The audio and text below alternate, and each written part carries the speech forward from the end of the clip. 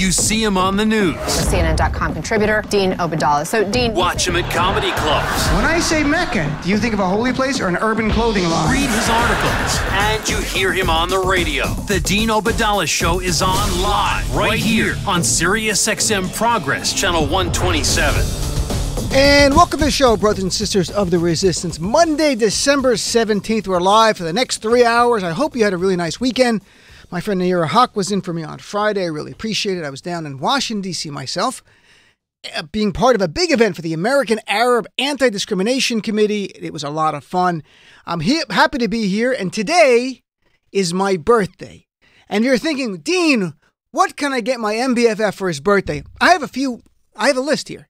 2 things on the list. 1, you could follow me on Twitter at Dean Obeidallah. Or 2, or Facebook, go to facebook.com/Dean of Radio. That's Dean of Radio on Facebook. And like that page. So be a friend of me on Facebook and on Twitter. And then you can, hopefully you'll check out my articles. And we live stream right now. We're living stream right now, this monologue. When we have guests in the studio, like the next hour, we have Andrew Yang, who's one of the candidates for president, Democrats. He's going to spend an hour with us. Everyone's going to get to know him better. His big thing he's championing is universal basic income, which is an issue which is getting increasing traction. But you can all check it out on facebook.com/Dean of Radio and watch it, not just listen to it. So, by the way, our friend Danny Savalas, he's on MSNBC all the time. Obviously, he's a legal analyst on air. He did a very funny thing. He was on Sunday morning on the show Up with David Gore, where they have a pastry plate in the middle of the desk where they all sit around. And Danny answered a serious question and then did something with the pastry, which was very funny. I hope it plays well on radio. Here's clip number 1. Some of that spin, if it's told to a federal agent, becomes a lie that is prosecutable. And now, if you'll excuse me, my wife has a few requests, if you don't mind. For yes, honey, they don't have any banana nut bread, so whip that out. Yeah, what is it doing? Yeah, sorry. Enjoy. She's pregnant. Well, she says no broccoli, all pastries. Yes, sorry. Go ahead. So Danny, in the middle of the segment, finishes talking and takes out a bag he brought with him and had little tongs and grabbed some pastry, put it in the bag and said it was for his wife who's pregnant. His wife, Sarah, who I know Sarah. And they just had a baby. So I emailed them both. I go, Sarah, you're pregnant again. This is remarkable. She had a baby 3 weeks ago. I know she's not pregnant. And she goes, no, I'm not pregnant.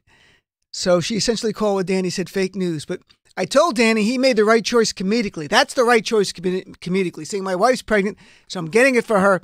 Did the right thing. It was really funny. Speaking of comedy, SNL, cold open Saturday, some funny stuff. It's the last show of the year. And when I worked there, it was always a big show, the holiday show, because then you were off for 3 weeks afterwards after working for 3 straight weeks that were really hard. And they did a very funny parody of It's a Wonderful Life, which is a movie I love. And the idea was not, if you know the movie, George Bailey getting a tour of what the world would look like if he was not born. Instead, it's Trump and gets a tour of the world if Trump were never president. And it begins with Alec Baldwin as Trump on the balcony of the White House saying, sometimes I wish I was never president. And then his guardian angel Clarence shows up and takes him on a little tour. And here's the first stop. And he's approached by Kellyanne Conway and his kids. Kellyanne Conway played by a great Kate McKinnon on SNL. And then 2 actors on SNL playing the kids. Here's clip number 2. Yes, hello, Mr. Chung. Kellyanne, my God, you look incredible, so healthy and vibrant. Actually, that's because I'm no longer eaten from within by lies. Yes, and after we lost the campaign, the devil did give me my soul back, so excuse me, I have to go find my husband, who I do speak to now. Wait, so Hillary is president? That's right. In this reality, all she had to do to win was visit Wisconsin once. Did they find her emails? They did. They were all Bed Bath & Beyond coupons. Hello, Father. Oh, my sons, my boys, Don Jr. and Eric. Eric, is that a Rubik's Cube? And finito. That's Italiano for finished. What the hell is happening with Eric? Well, since Eric doesn't run the entire Trump organization, he was able to attend adult education classes. Uh-huh. Merry Christmas, Father. Or as they say in Spanish, Feliz Nasty Dad. Well, still got a ways to go, buddy. And then at the very end, I play a really short clip, though, and I liked it at the end of It's a Wonderful Life, obviously George Bailey, who's Jimmy Stewart, gets a life lesson. Donald Trump, of course, his life lesson was slightly different than Jimmy Stewart's. Here's clip number 3. Wow, this night has put everything into perspective. I've had an epiphany.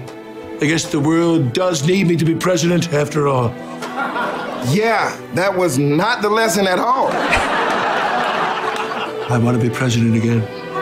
I want to be president again. Listen, Donna. Every time a bell rings, someone you know quits or goes to jail. That's a great line. I love that. Every time a bell rings, an angel gets their wings and they change it. Some funny stuff going on there.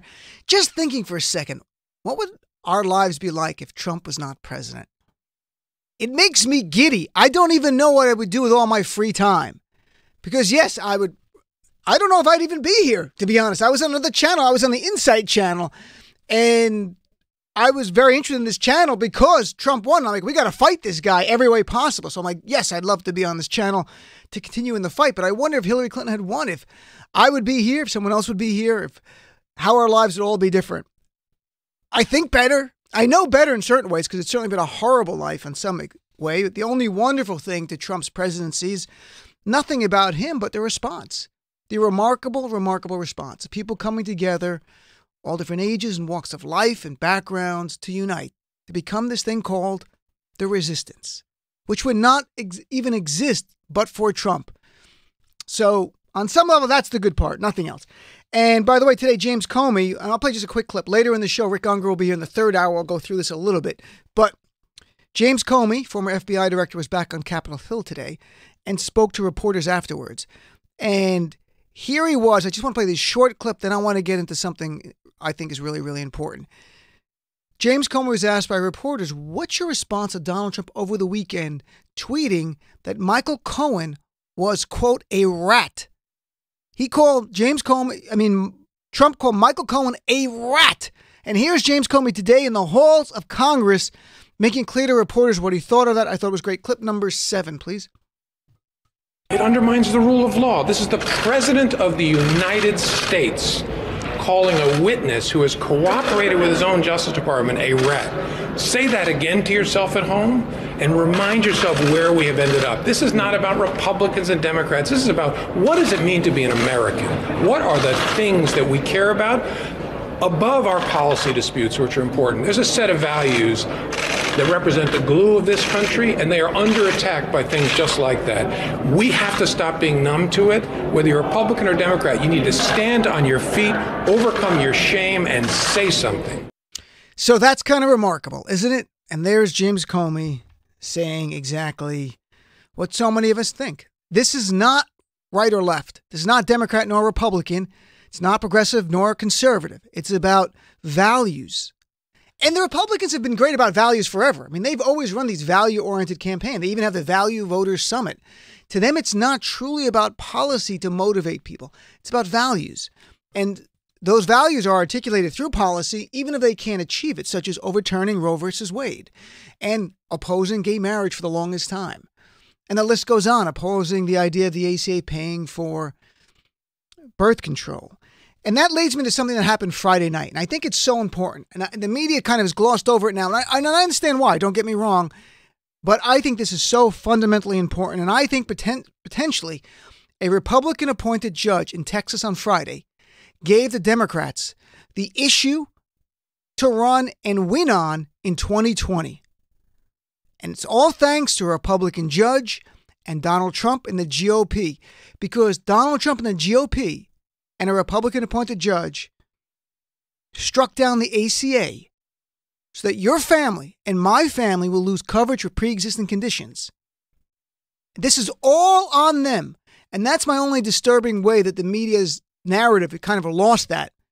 This is all because, this is not because of a judge. This is because of what Donald Trump and the GOP did. And I'll explain exactly what I mean. That's not partisan. That's not opinion. I'm telling this from a legal point of view. It is all them. And this is where we are. As I think most people know, on Friday, a federal district judge appointed by George W. Bush in Texas struck down the ACA, Obamacare, as unconstitutional. If this decision is upheld, and it's going to go to the Court of Appeals, and then it could go to the Supreme Court. That could take a year, it could take a year and a half. It would end the ACA completely. Everything is gone. Not just coverage for pre-existing conditions, but it would end the idea of children staying on their parents' policy to 26. It would say that in the future, if the ACA goes away, if you get sick, insurance companies can drop you like they did prior to the ACA. It also means that insurance companies will be able to charge older people far more than they charge younger people. Right now in the ACA, the gap between what they charge a 21-year-old and someone older cannot be more than 3 times. That would be gone. They would end the prohibition on annual or lifetime limits on benefits from insurance policies. That's only because the ACA that those limits are gone. Prior to that, you get a policy and they can say, we're only going to pay out $100,000 in medical bills. Well, that's gone. They can't do it. That's illegal under the ACA. But the 2 things I really want to talk about from the ACA that are truly at risk here are coverage for pre-existing conditions, and secondly, something not talked about enough. And I think because the term doesn't make sense or it's not articulated well, but it's the idea of community rating or community pricing. And I'll get to that in a second. But first, I think we're all aware of the benefits of having your pre-existing conditions covered by your insurance policy.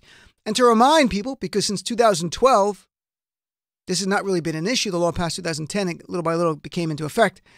No one has thought about it. Let me remind you of the days pre-ACA, that if you got sick, if you were treated for some condition, when you try to get a new policy, insurance companies could exclude coverage for that policy, for that condition you had. It could raise your rates ridiculously or just deem you uninsurable completely. And you had no insurance whatsoever. And then if you lived in a state, if you're lucky, they had high risk pools where you can apply to get insurance through them, you'd get coverage. The coverage was a charade at best. Generally, you had to wait 6 months or a year with no coverage to prove you were not insurable by any private companies. Then you had high deductibles and high premiums. But the ACA changed it. It says point blank, insurance carriers, quote, may not impose any pre-existing condition exclusion. It cannot be more clear. That line, that one sentence says it all. No insurance carrier, quote, they may not impose any pre-existing condition exclusion. That's what we want. That's the law that should be the law of the land. And it is right now, but it could change. And I went back and looked online at old language defining pre-existing conditions, pre-ACA, so people understand what we're talking about.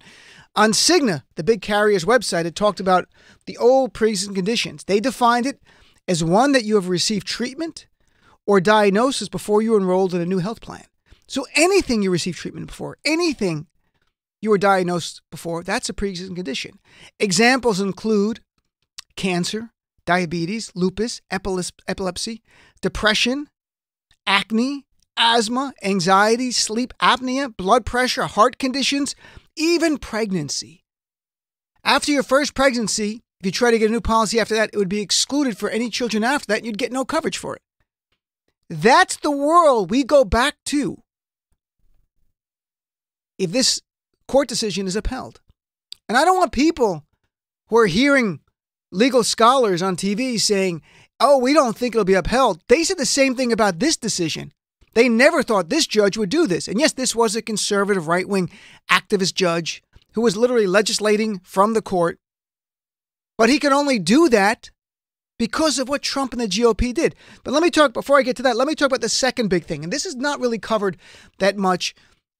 And I don't know why, and maybe it seems too ambiguous or sort of not as tangible as pre-existing conditions. This is so fundamentally important, though, of the ACA. The idea of community rating. Community rating simply means you cannot be charged more for premiums if you got sick. So the first part is pre-existing conditions. They can't deny you coverage for that. That's first. But secondly, and really importantly, if you got sick, if you or your family got some chronic condition, when you went for a new policy, in the old days, you could be gone or they charge you a ridiculous rate. They cannot charge you a ridiculous rate with this because it would have been a fake illusory promise. And they said, yes, you can get coverage. They can't exclude you for a pre-existing condition, but they can charge you $20,000 a month for it. Well, no. The ACA prevented that by law through the idea it's called community rating. And I bet most people haven't heard of it because it's never talked about in the media as much as it should be. So prior to the ACA, insurers in most states were allowed to charge higher premiums to people based on their medical history. Very similar to an auto insurance policy. If you got in an accident, you were charged more. But in that case, there was some fault involved. If you got in an accident because you were at fault, your insurance policy goes up. I get it. If you get sick, there's no fault in that. Now, don't get me wrong. They can charge you higher if you smoke. That's different. That's your choice. But for any other pre-existing condition, they can't charge you higher. That makes insurance affordable. And that's why the mandate was there. So that in this big insurance pool, there were healthy people to offset the cost of those who needed care. If the only people in an insurance pool are those who need benefits, it would destroy insurance companies. They could not make their for-profit business. They could not survive. But the ACA established community ratings. Insurers could not raise premiums based on the health status or medical claims in the past, or gender, because there was a discriminatory way policies were applied against women, and they had to pay more. Same age, same health conditions, women paid more. All gone because of the ACA. That's remarkable. That's all at risk right now. It is all at risk. And let's talk about exactly, with no politics, who made this all at risk. Donald Trump and the GOP, solely, exclusively, only them. First of all, they told us they wanted to do this. Donald Trump campaigned on, and Republicans voted over 40 times in Congress to repeal the ACA when Obama was president and Trump was a candidate. They tried to do it, but John McCain put the thumb down and prevented that. So what did they do? Well, remember this. In 2012, the ACA came before the Supreme Court. It was held constitutional. The original ACA, before it was amended by Donald Trump and the GOP, was held constitutional. The reason was they found the mandate to be a tax, and Congress has the power to tax. No problem. So what did Trump and the GOP do to sabotage the ACA? Well, in their tax scam, as part of it, buried deep within it, they got rid of the penalty for not getting insurance. They removed the mandate by saying you didn't have to pay a penalty anymore if you did not get insurance. No more tax, no more penalty, no more mandate. That led 18 GOP attorney generals and 2 governors to file a lawsuit in federal court in Texas to strike it down, saying that because there was no longer this requirement that you have a penalty, namely a tax, if you don't get insurance, then the rest of the ACA has to be unconstitutional. Just to remind people, at the time that this was in the tax scam being considered, Republicans were told this is a threat. This could happen. That if you take away the penalty of the ACA mandate, it could end up destroying the entire ACA. The entire ACA could fail and be held unconstitutional. Donald Trump and the GOP did not care. And how do I know they made that very argument? Because the Democrats defending this law brought that up to the judge, saying they were all aware of this, the Republicans, when they were debating this, and they still did this. So that means they knowingly changed the ACA and gutted it, hoping it would be found unconstitutional. And it was. And Donald Trump took a victory lap this weekend. Very happy. The ACA is gone. This has been the dream of the GOP since the day it passed. They stand with insurance companies over your family and over you. That's what they're about. Literally, the insult to injury, a tax cut to major corporations, and buried in that was a way to destroy pre-existing condition coverage for you and your family, to get rid of community pricing for you and your family, just so they can give a tax cut for the wealthy and eliminate every achievement of that black president that they so despised. This is all GOP. This is 100%. That's not political. It's 100%. Because again, 2012, the original ACA held constitutional. Why was it held unconstitutional on Friday? Because something changed in between. What was that? The GOP and Donald Trump changed the law. That's what happened. So now this federal judge goes, well, without the mandate, because Republicans got rid of it, the whole law is gone. All the protections are gone. And if Trump was sincere about saving pre-existing condition coverage, then why didn't his Department of Justice defend this law in that court action in Texas? They didn't. They did not. In fact, they argued without the mandate, the pre-existing condition coverage has to go away. So Donald Trump is out there lying, and the media is doing such a bad job fact-checking on this one. This really pisses me off. Trump over the weekend, I told you it would be bad, but now we're going to work on a new one. No, you signed into a law something that triggered this, and your own Department of Justice didn't defend this law. Donald Trump directed them as the head of the government not to defend the law and actually argue, not just not defend it, actually argue without the mandate, coverage for pre-existing conditions no longer exist. Who does that? Who argues to take coverage away from people who have children or pre-existing conditions? This is where you go back to the days where people literally lost their homes to pay their medical bills, who had to file bankruptcy. This is the days we're going back to. Now, the one saving grace for now, and it's only for a short term, is that the Trump administration and everyone, including the judge, is on board. This ruling will not take effect until it's appealed. It'll go to the Court of Appeals that's in the Texas District, which I think is the Fifth Circuit Court of Appeals. It doesn't seem like it's going to be expedited. That means it could just happen sometime next year. They could rule either way.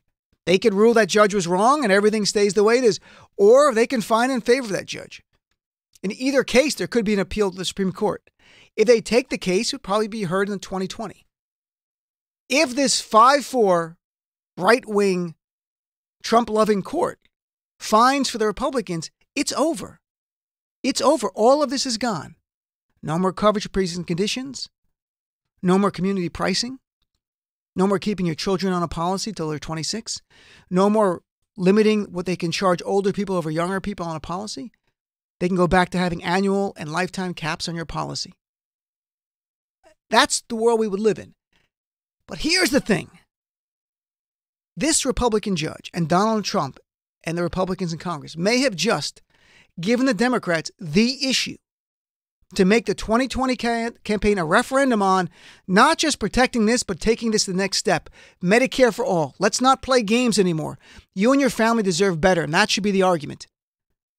You should never have to be concerned about the health care for your family, for your children, or yourself.